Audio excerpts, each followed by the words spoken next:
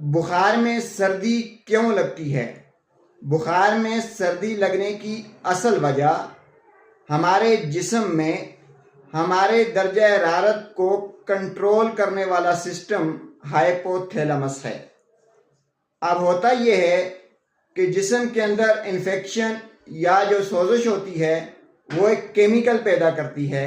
وہ کیمیکل جا کے ہمارے درجہ حرارت کے سسٹم کو بتاتا ہے کہ جسم کا درجہ حرارت جو ہے یہ زیادہ ہونا چاہیے۔ وہ سسٹم کے ساتھ چھیڑخانی کرتا ہے۔ تو اس طرح جب کنٹرول سسٹم نیا ہدف طے کرتا ہے کہ جسم کا درجہ حرارت اتنا ہو، تو اس کے نتیجے میں جسم کو لگتا ہے کہ ابھی درجہ حرارت کم ہے، اور اس نئے درجہ حرارت تک پہنچنے کے لیے جسم میں کپکپی طاری ہوتی ہے یا